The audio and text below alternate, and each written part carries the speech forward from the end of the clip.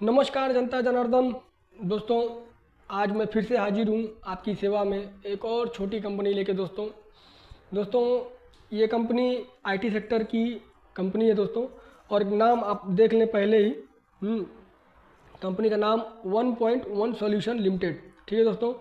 और कंपनी का दोस्तों सेगमेंट अच्छा है, कंपनी अच्छे सेक्टर से आती है। कंपनी में दोस्तों ग्रोथ भी अच्छा है, कहने का मतलब ग्रोथ है अच्छा, लेकिन थोड़ा सा फ्लैक्चुएटेड मैनर में है। लेकिन कंपनी के सेल्स में ग्रोथ है ओवरऑल में, और प्रॉफिट में भी दोस्तों अच्छा ग्रोथ है। बाकी फंडामेंटल्स दोस्तों सही बैठते हैं, पैरामीटर सही बैठते हैं, इसलिए दोस्तों मैं ये कंपनी आपके सामने लेके आया हूँ, ठीक है दोस्तों। आप कंपनी को अगर थोड़ा अच्छे से पढ़ना चाहेंगे तो दोस्तों कंपनी B2B एंड B2C दोनों ही सेगमेंट में काम करती है।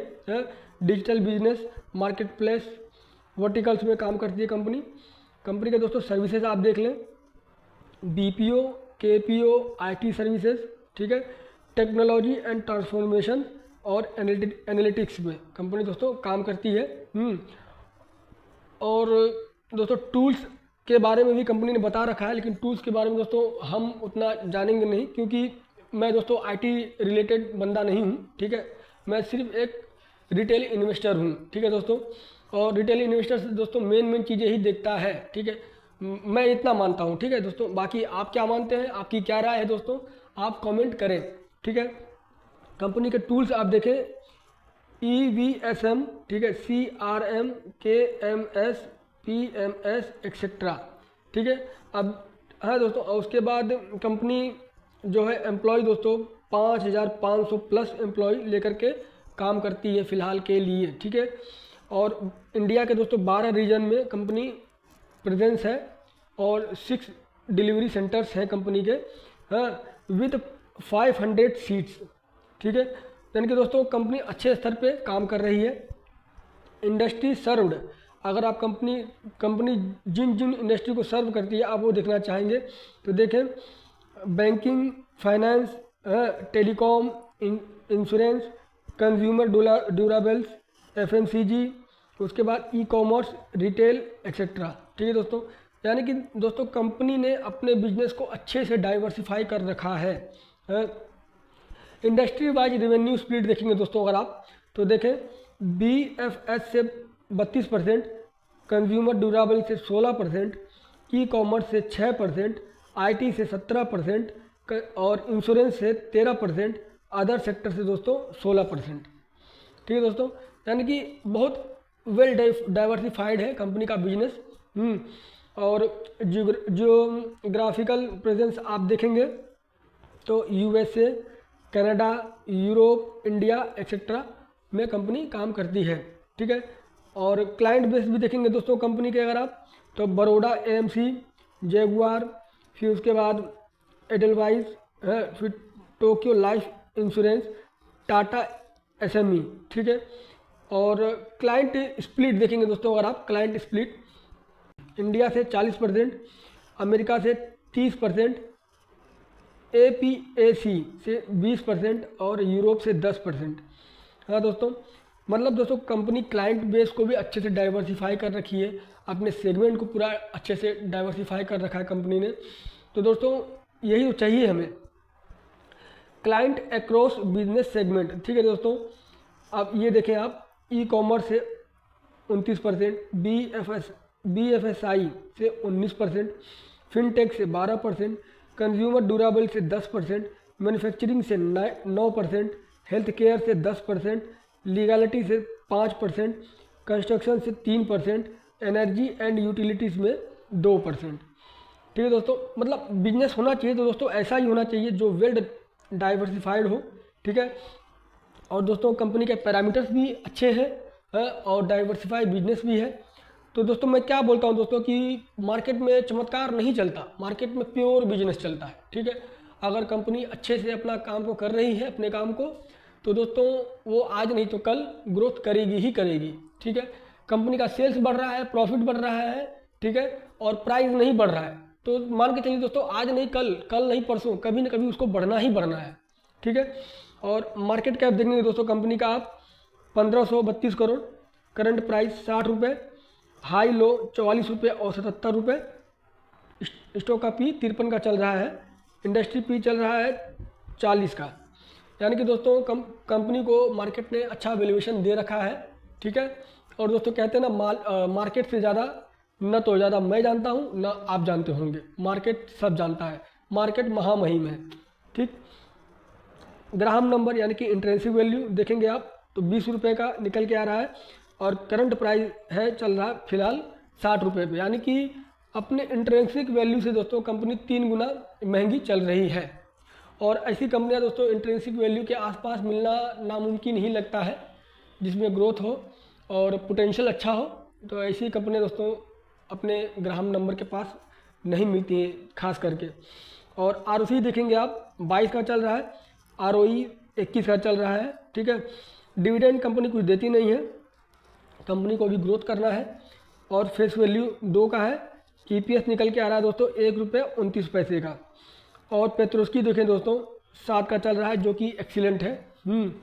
छोटी कंपनियां दोस्तों अगर 7 का 8 का पेट्रोस्की मेंटेन कर पा रही हैं तो वो एक्सीलेंट ही कहेंगे, ठीक है।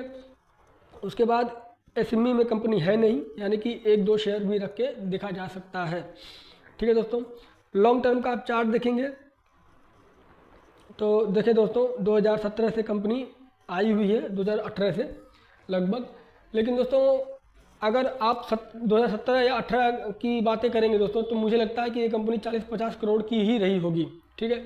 और दोस्तों मैंने अपने वीडियोस में छोटी छोटी कंपनियां अच्छे फंडामेंटल के साथ में आपके साथ में दोस्तों डिस्कस की है मैंने। अच्छी कंपनियां दोस्तों, मतलब जिनके फंडामेंटल्स अच्छे हों, ऐसी कंपनियां मैंने 40 करोड़ 50 करोड़ 60 करोड़ 100 करोड़ के अंदर बहुत सी कंपनियां दोस्तों मैंने आपके साथ में डिस्कस की हैं, जिनमें दम हो, पोटेंशियल हो। ऐसी कंपनियां मैंने बहुत सी आपके साथ शेयर की हैं, ठीक है। और चाहे तो आप दोस्तों जाकर देख सकते हैं। और कंपनी में दोस्तों प्रोस अभी फ़िलहाल के लिए कुछ नहीं है, कॉन्स लदे पड़े हैं। जैसा कि मैं बोलता हूं दोस्तों, कॉन्स छोटी कंपनीज में अवॉइड ही करना पड़ेगा। और सेल्स दोस्तों आप ईयरली बेसिस पे चल के देखेंगे तो देखें, जहां पहले 96 करोड़ का सेल्स रहा करता था, आज दोस्तों वो 218 करोड़ पहुंचा है। लेकिन दोस्तों थोड़ा सा फ्लैक्चुएटेड मैनर में पहुंचा है, थोड़ा उतार चढ़ाव कंपनी के सेल्स में है, ठीक है। एकदम कंसिस्टेंस नहीं है, लेकिन ओवरऑल में ग्रोथ ही है कंपनी के सेल्स में। और दोस्तों ओपीएम में भी ग्रोथ है। ओपीएम जहां पहले 17 से 20% कंपनी मेंटेन कर पाती थी, आज वो 29% 30% के करीब मेंटेन कर पा रही है, ठीक है दोस्तों। अदर इनकम भी दोस्तों कंपनी का कुछ खास नहीं है, 4-5 करोड़ का ही अदर इनकम निकालती है कंपनी। हाँ, यानी कि कंपनी के कोर बिजनेस से कोर इनकम आता है। और दोस्तों नेट प्रॉफिट आप देखेंगे तो जहां पहले 7 करोड़ 9 करोड़ रहा करता था, आज वो 29 करोड़ के करीब पहुंच चुका है। यानी कि दोस्तों कंपनी के सेल्स में ग्रोथ है, कंपनी के प्रॉफिट में ग्रोथ है। लेकिन हाँ, 1-2 साल के लिए दोस्तों फ्लैक्चुएटेड रहता है किसी भी कंपनी का सेल्स या प्रॉफिट ग्रोथ। तो दोस्तों उसमें डरना नहीं चाहिए, मुझे ऐसा लगता है। क्योंकि दोस्तों अगर हम इन्वेस्ट कर रहे हैं, अगर मैं इन्वेस्ट कर रहा हूँ एज ए इन्वेस्टर, तो दोस्तों मैं विजन लेके चलता हूँ 10 साल 15 साल का, ठीक है। तो बीच में दोस्तों 1-2 साल 3 साल उतार चढ़ाव आएंगे, ये तो मैं मान के चलता हूँ, ठीक है। और कंपनी का दोस्तों आप बोरोइंग एंड रिजर्व देखेंगे तो कंपनी 81 करोड़ का बोरोइंग लेके चल रही है, जिसके सामने रिजर्व पड़ा है 322 करोड़ का, जो कि दोस्तों एक्सीलेंट है। और रिजर्व में दोस्तों अच्छा खासा जंप आया है, जहां पहले 97 करोड़ का था, आज वो 322 करोड़ का है। तो जो कि दोस्तों बहुत अच्छा है। कंपनी अपने रिजर्व को अच्छे से मेंटेन कर रही है और बोरोइंग को भी अच्छे से हैंडल कर रही है, ठीक है दोस्तों। उसके बाद दोस्तों चलते सीधा प्रमोटर्स के होल्डिंग पे ईयरली बेसिस पे। देखिए दोस्तों प्रमोटर्स ने थोड़ा अपना होल्डिंग ट्रिम किया है, यानी कि 59% पहले थे, आज 51% के करीब है। लेकिन दोस्तों सबसे अच्छी बात क्या है कि एफआईआईज कभी थे नहीं, आज दोस्तों एफआईआईज ने सीधा 16% का माल उठा लिया है, ठीक है। यानी कि 16% एफआईआईज के पास दोस्तों माल पड़ा हुआ है। तो एफआईआईज ने कुछ देखा होगा, एफआईआईज को कुछ न कुछ तो दिखा होगा कंपनी, इसलिए तो एफआईआईज ने इसमें इतना बड़ा होल्डिंग लिया है दोस्तों। वरना 2000-5000 करोड़ की कंपनी में दोस्तों एफआईआईज 2-4-5% से ज़्यादा नहीं लगाते हैं, ठीक है। बड़ी बड़ी कंपनी में दोस्तों कम एफआईआईज की इतनी बड़ी होल्डिंग होती है। ठीक है। या फिर जिस कंपनी में ग्रोथ पोटेंशियल ज़्यादा हो उसमें भी FII अपनी होल्डिंग को इंक्रीज़ करते ही हैं, ठीक है। और DIs भी देखें दोस्तों आप, DIs 1.41% के करीब DIs भी मौजूद हैं इस कंपनी में। तो दोस्तों ओवरऑल में ये कंपनी मुझे अच्छी लगी। और दोस्तों आपको कैसी लगी अपनी राय कमेंट करें, ठीक है दोस्तों। मैं कहता हूँ दोस्तों कि कंपनी के सेल्स में ग्रोथ रहेगा, आगे चल के कंपनी सब सही कर लेगी, ठीक है। बाकी दोस्तों आपको ये मेरा प्रयास कैसा लगा, आप अपनी राय कमेंट करें और सब्सक्राइब भी करें, लाइक भी करें, शेयर भी करें दोस्तों। और मुझे आज्ञा दें, फिर मिलेंगे अगले वीडियो में। तब तक के लिए जय श्री राम।